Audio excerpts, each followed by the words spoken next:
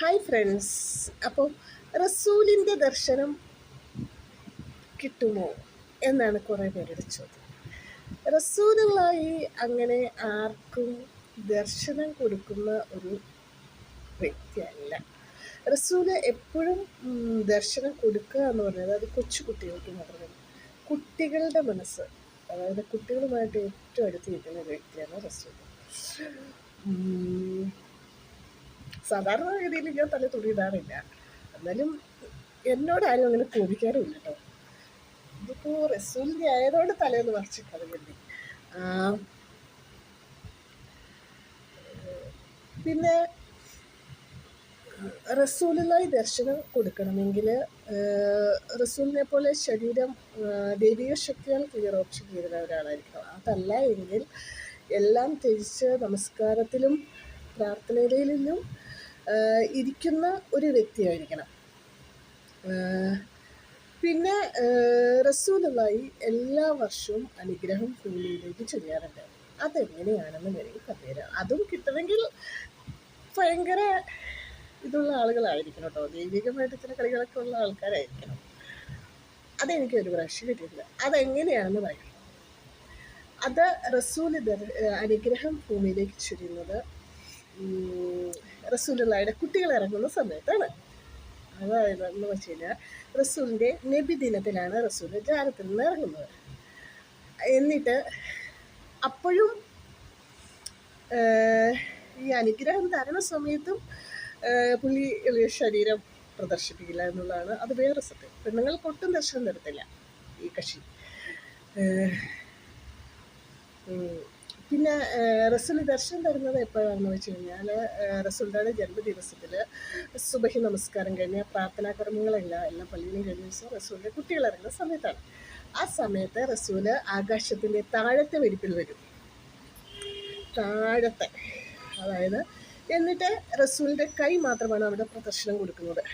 അനുഗ്രഹ വർഷം പിടിച്ചുകൊണ്ട് റസൂലിൻ്റെ കൈ മാത്രമാണ് ആകാശത്ത് നീണ്ടു വരുന്നത്. ഈ സമയത്ത് മണിക്കൂർ നേരത്തേക്ക് സ്വർഗത്തിൻ്റെ വിവിധ കാഴ്ചകൾ ആകാശത്തിൽ ഫുള്ളായിട്ട് നിറയും. അത് കാണാൻ ഭാഗ്യമുള്ളവർക്ക് മാത്രമേ കേട്ടോ അനുഗ്രഹം കിട്ടത്തുള്ളൂ. ഒരിക്കൽ എനിക്കത് നൽകിയിട്ടുള്ളതാണ് റസൂലിൻ്റെ ജന്മദിവസത്തിൽ മാത്രമാണ് അത് റസൂൽ ഭൂമിയിലേക്ക് ഇത് ചെയ്യുന്നത്. സ്വർഗത്തിലെ വിവിധ സുന്ദരങ്ങളായ കാഴ്ചകളാണ് ആകാശത്തന്ന് നിറയുന്നത് റസൂലിൻ്റെ ജന്മദിവസത്തിൽ. അത് കാണാൻ ഭാഗ്യമുള്ളവർക്ക് മാത്രം കിട്ടുന്ന ഒരു ഇതാണ്. ഏറ്റവും സുന്ദരമായ കാഴ്ചയാണ് ലോകത്തിൽ. എല്ലാം തന്നെ സ്വർഗത്തിലെ വിവിധ കാഴ്ചകളാണ് ആകാശത്തിൽ മിന്നി പറയുന്നത്. റസൂല് എന്ന് വെച്ച് കഴിഞ്ഞാൽ അള്ളാഹുവിൻ്റെ ഏറ്റവും അടുത്ത് നിൽക്കുന്ന ഒരു വ്യക്തിയാണ്. സ്വർഗത്തിൻ്റെ പൂർണ്ണ ഉത്തരവാദിത്വം റസൂലുള്ളാഹിയുടെ കുടുംബത്തിനാണ്.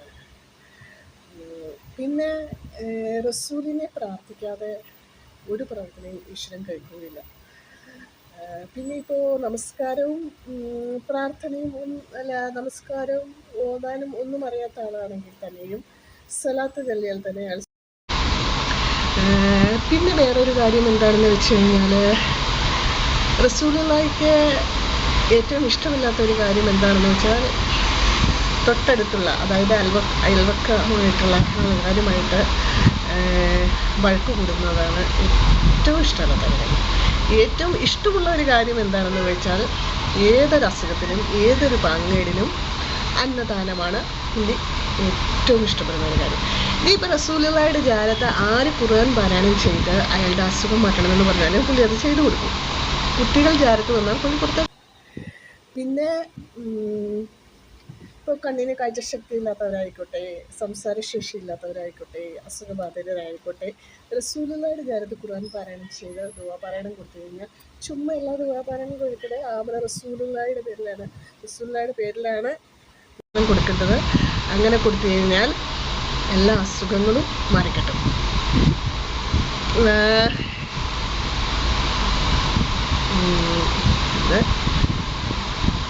Happy morning.